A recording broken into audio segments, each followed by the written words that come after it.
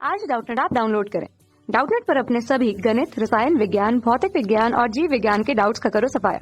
बस प्रश्न की फोटो खींचो, एक ही प्रश्न को क्रॉप करो और तुरंत वीडियो सोल्यूशन पाओ। अभी डाउनलोड करें। हेलो दोस्तों, प्रश्न हमारा है कि R1 तथा R2 त्रिज्याओं में जहां पे R2 का मान R1 से बड़ा है कि दो पतली धात्विक गोलीय कोषों को संपातित केंद्रों यानी कि दोनों के केंद्र एक ही हैं पर रखा जाता है। दोनों कोषों के मध्य का जो भाग है उस पे ऊष्मीय चालकता K के पदार्थ से भर दिया जाता है। आंतरिक कोष का ताप अगर θ1 और बाह्य कोष का ताप θ2 है, जहां पे θ2 θ1 से बड़ा है पर पोषित किया जाता है, तो पदार्थ से त्रिज्यीय प्रवाहित ऊष्मा की दर यानी कि त्रिज्यीय रूप से जो बाहर निकल रही ऊष्मा या अंदर आ रही है जिस भी दिशा में हो उसका मान कितना होगा। ये चार विकल्प हमें दिए हैं, इसमें से कौन सा सही है वो हमें बताना है, यानी कि हमें ऊष्मा प्रवाह की दर निकालनी है। तो सबसे पहले हम इसका चित्र बना लेते हैं और उससे फिर इसके आगे हम लोग हल करते हैं। ये मान लिया हमारा दो गोलीय कोष हैं, ठीक है। ये हमारा बड़ा वाला जो है, अभी ब्लैक कलर वालों को देखिए ध्यान से, ठीक है, ब्लू वाले कलर को छोड़ दीजिए। जो ब्लैक कलर वाला है, बड़ा वाले का त्रिज्या क्या है, R2 है और छोटे वाले का त्रिज्या R1 है। इन दोनों के बीच की जगह क्या है, इन दोनों के बीच की जगह ये पूरा पार्ट हो जाएगा। तो इन दोनों के बीच की जगह में पूरे में क्या भरा हुआ है, K पदार्थ का कोई, ठीक है, K का कोई पदार्थ भर दिया गया है, K, ठीक है। उसमें चालकता जिसकी K है उनके भाग में भर दिया गया है। अब कह रहा है कि आंतरिक कोष पे जो है उसका ताप, इसके वाले का ताप कितना है, θ1 है। बाहरी वाले का जो कोष है हमारा उसका ताप θ2 है और θ2 का मान θ1 से बड़ा है। तो हम जानते हैं कि ताप जो है उच्च, हमेशा ऊष्मा का प्रवाह उच्च ताप से निम्न ताप की ओर होता है, यानी कि बाहर से ऊष्मा अंदर की तरफ जाएगी। ये तो हमें पता चल गया, ठीक है। तो दिशा हमें नहीं बतानी, हमें ऊष्मा प्रवाह की दर ही बतानी है इसमें, ठीक है। अब यहाँ पे देखिए क्या करेंगे, अब यहाँ पे अगर ऊष्मा प्रवाह की दर आप निकालेंगे तो ऊष्मा प्रवाह की दर त्रिज्या पे, क्योंकि हम जानते हैं क्षेत्रफल पे निर्भर करती है यानी त्रिज्या पे निर्भर करती है। और कोष हमारे किस प्रकार से हैं, गोली यानी कि स्फीयर हैं।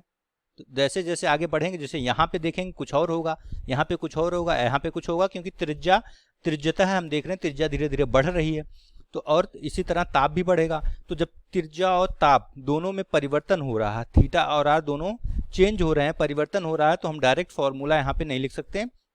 क्या करेंगे, इसके लिए हमें क्या करेंगे, एक जनरल छोटा सा कंपोनेंट लेते हैं, छोटा सा घटक लेते हैं और उसको क्या करते हैं, इंटीग्रेशन करके निकालते हैं। ये तरीका होता है निकालने का, ठीक है। तो यहाँ पे अब हम लोग क्या करेंगे, इसलिए मैंने एक छोटा सा कंपोनेंट लिया जो कि इसके केंद्र से मान लेते हैं कितनी दूरी पर है।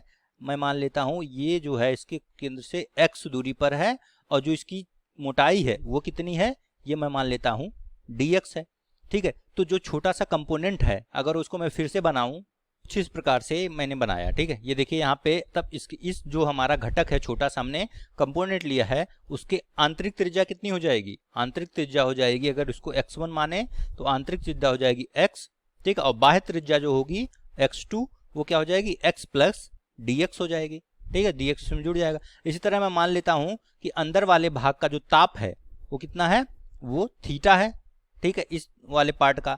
और जो बाहर है, इस जो ये बीच वाला पार्ट है उसका अगर डी थीटा हो तो बाहर वाले का ताप कितना हो जाएगा, थीटा प्लस डी थीटा हो जाएगा, ठीक है। ये हो जाएगा इसका मान। अब हम इंटीग्रेशन करने के लिए हम क्या लगाएंगे, ऊष्मा प्रवाह की दर।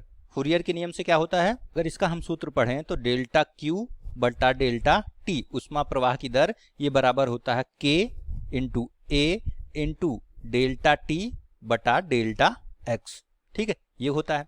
ओके, अब देखिए A क्या हो जाएगा, अब यहाँ पे स्फीयर है तो इसके लिए A का मान हो जाएगा आपका A बराबर हो जाएगा 4 पाई r स्क्वायर होता है तो 4 पाई x स्क्वायर हो जाएगा इस केस में, ठीक है। तो यहाँ पे हम लिखेंगे डेल्टा क्यू बटा डेल्टा टी, ये बराबर हो जाएगा K इंटू 4 पाई एक्स स्क्वायर इंटू, अब डेल्टा एक्स क्या होगा, यहाँ पे डेल्टा टी पहले लिखें तो इंटू डेल्टा टी हो जाएगा तापांतर।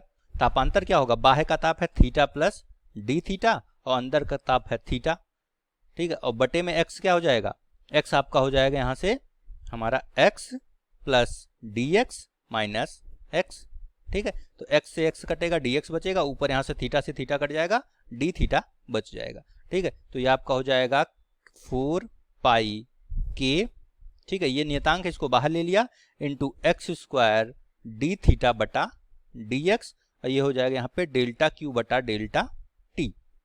अब हम क्या करेंगे, हमने डी थीटा को एक तरफ कर लेंगे और एक्स स्क्वायर और डी एक्स को एक तरफ, क्योंकि इंटीग्रेशन करना है तो इसको हम लिख सकते हैं पुनः, अगर लिखें तो इसको हमें इस प्रकार से लिखेंगे dx, इसको हमने लिख दिया डेल्टा क्यू बटा डेल्टा टी, ये हमें निकालना है। और ये हो जाएगा, इधर आ जाएगा dx बटा एक्स स्क्वायर, इसका इंटीग्रेशन करना है, ये बराबर हो जाएगा 4 पाई के, और यहाँ पे डी थीटा, इसका इंटीग्रेशन करना है। अब थीटा से कहाँ वेरी कर रहा है, थीटा 1 से थीटा 2 बदल रहा है, और त्रिज्या कहाँ से है, x जो है त्रिज्या है, r1 से r2 बदल रही है। ठीक है, बस इसका इंटीग्रेशन कर देंगे, हमें आंसर मिल जाएगा। तो ये हो जाएगा आपका डेल्टा क्यू बटा डेल्टा टी। ठीक है, या इसे आप लिख सकते हैं क्यू डॉट भी लिखा जाता है, जिसे ऊष्मा प्रवाह की दर कहते हैं। गुणे क्या हो जाएगा, इसको मैं ब्रैकेट में कर लेता हूँ। ठीक है, तो यहाँ पे बराबर हो जाएगा, इसको फिर से लिख देते हैं कि क्यू डॉट गुणे, अब 1 बटा एक्स स्क्वायर, इसका इंटीग्रेशन क्या होगा, अब देखिए x की घात माइनस 2 हो जाएगा, इसकी इंटीग्रेशन करेंगे तो इसे होता है x की घात माइनस 2 धन 1 बटा माइनस 2 धन 1। ठीक है, तो यहाँ से आ जाएगा आपका जो है x की घात माइनस 1 बटा माइनस 1।